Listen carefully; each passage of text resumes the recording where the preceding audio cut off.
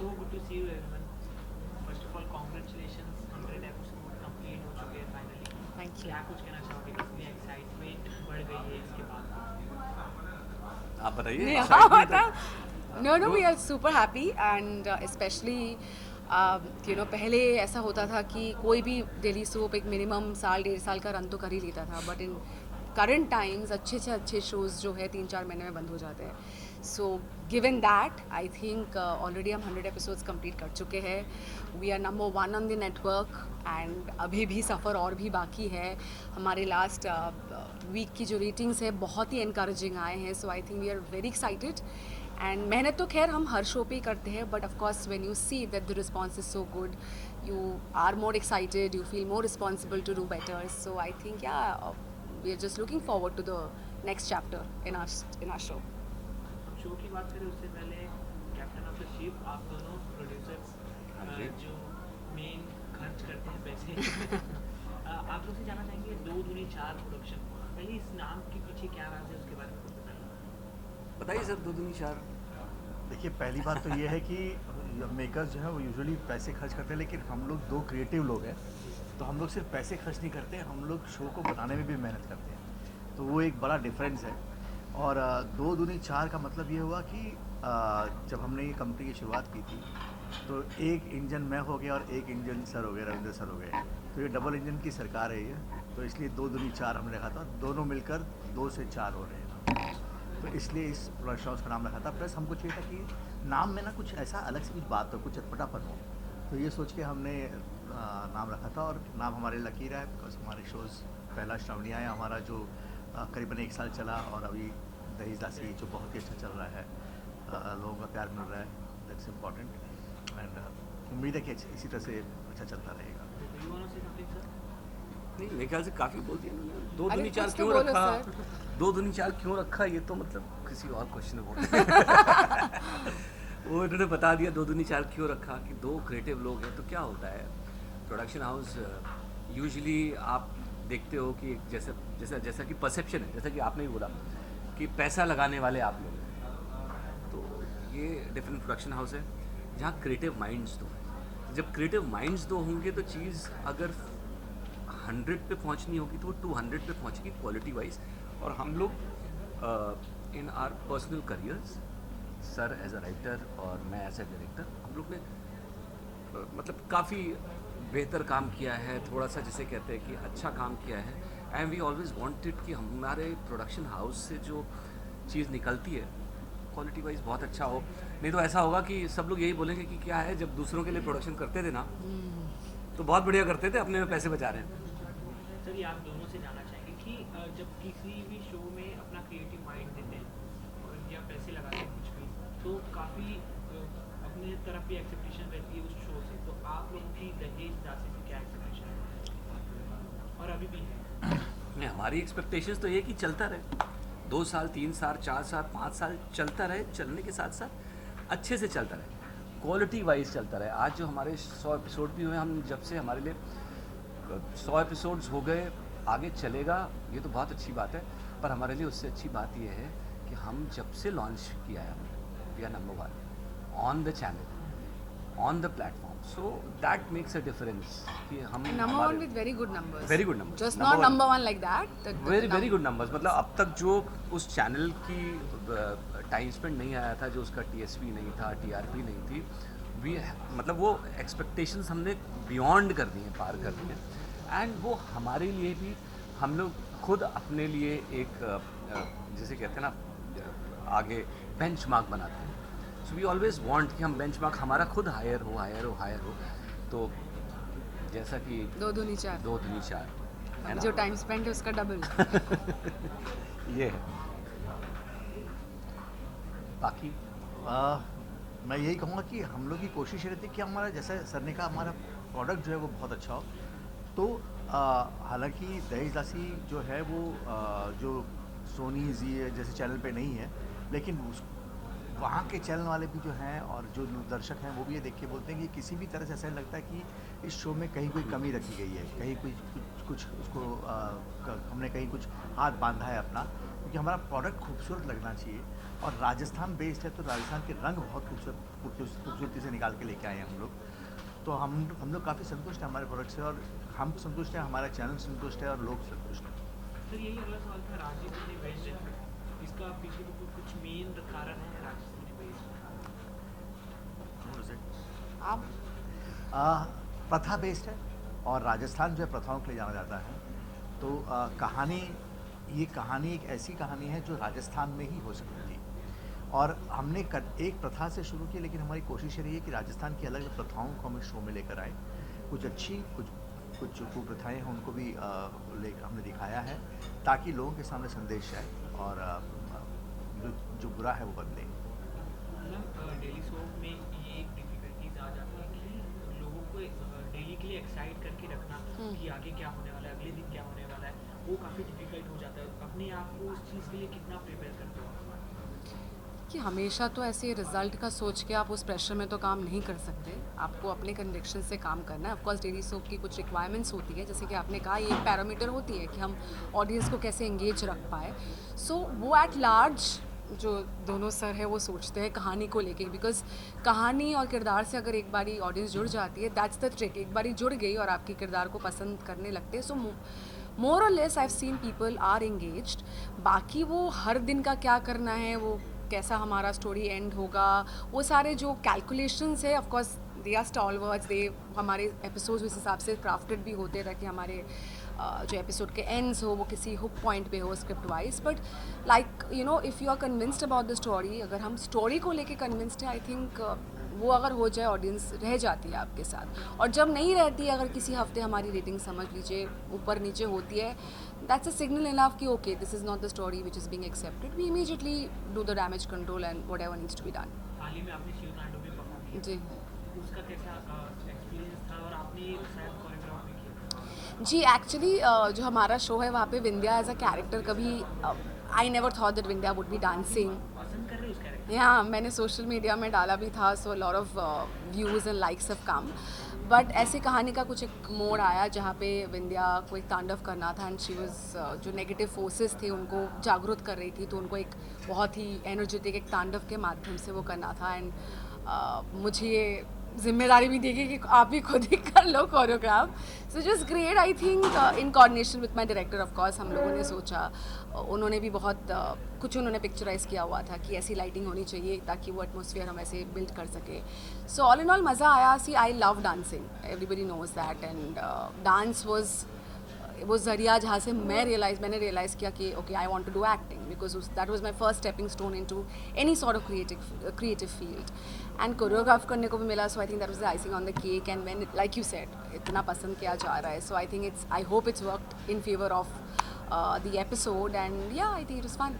और तुमने बहुत हम लोग जैसे कहते हैं ना, हमारे पीछे भी बहुत पड़े थे, डांस डालो मेरा, डांस डालो मेरा, डांस डालो, बहुत पीछे पड़ी थी हमारे, वो हमने डाला।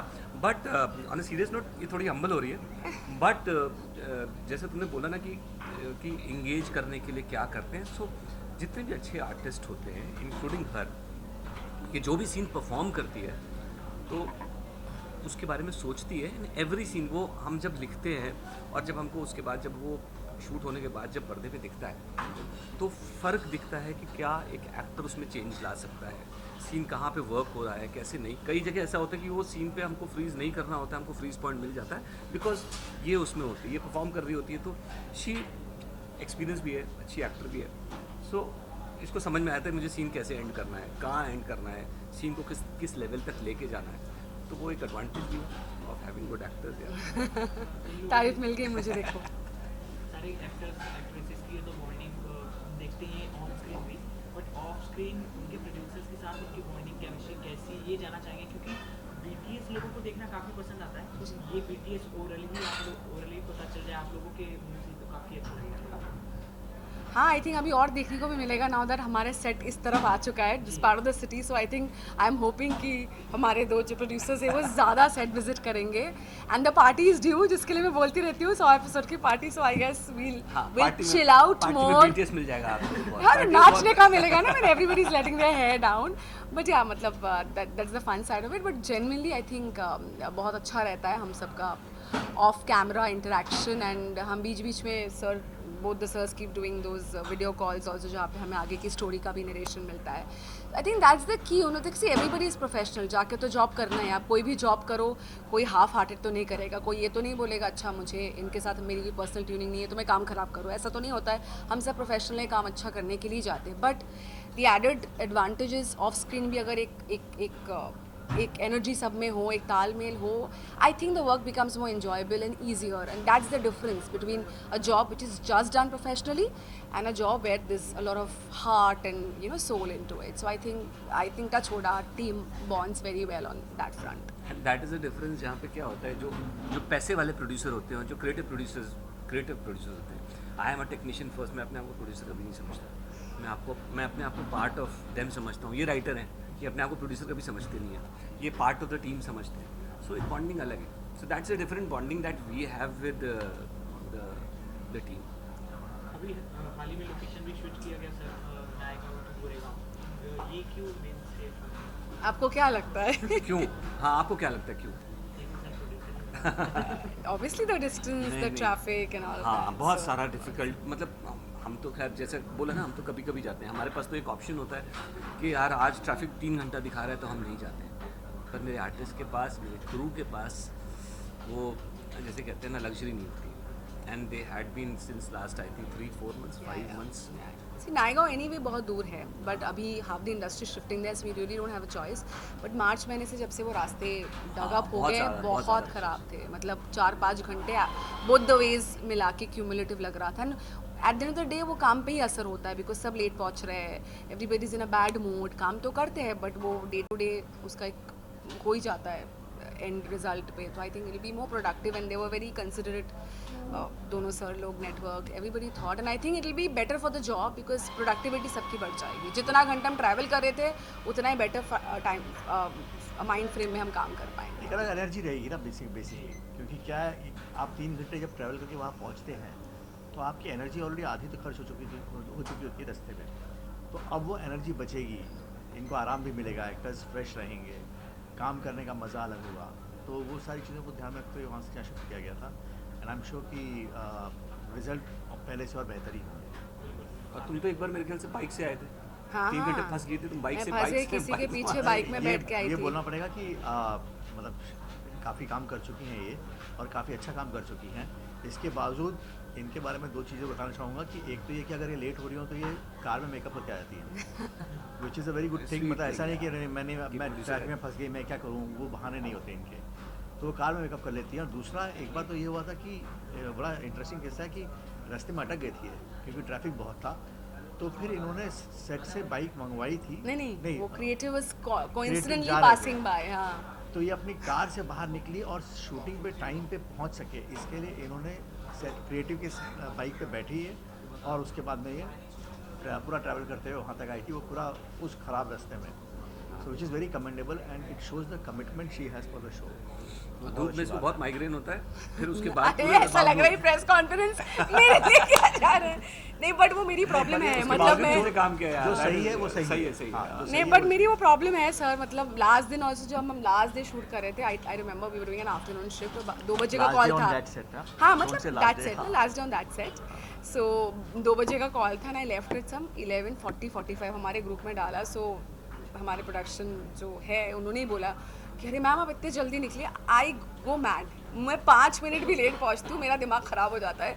सो I have that problem. So thank god इधर आई. फिजिकल स्ट्रेस तो था, मेंटल स्ट्रेस भी बहुत होता था मुझे, but I am happy now. मेरे घर से हॉप स्किप एंड जंप है अभी, सो विच इज़ ग्रेट. आपने जैसे स्टार्टिंग में कहा था कि आपको क्या लगता है कि सेट क्यों स्विच किया था, पब्लिक ओपिनियन से ऐसा खाली बोल सकते हैं कि ये कारण होगा, ये इसलिए किया होगा, ये कारण होगा. बट मेन जो प्रोड्यूसर्स कास्ट ये होते हैं, इनकी मुँह से जब सुनने पे आता है तो को असली पता चलता है कि ये मेन रीज़न है जी. स्विच करने का. जी. इसीलिए ये क्वेश्चन था. और सर आपसे जानना चाहेंगे कि बालिका वधू जैसी राइटिंग आपने क्यों लिया. ये जो शो था अभी तक इसका प्यार खत्म नहीं हुआ लोगों से. जब खाली बैठते यूट्यूब पे वो देखने लगते हैं, कभी कभी टीवी पे भी टेलीकास्ट होने लगता है, तो उसका कितना एक्सपीरियंस अभी तक आपका काम कर. देखिए, एक्सपीरियंस तो आपको हर शो से मिलता है, वो काम ही आता है.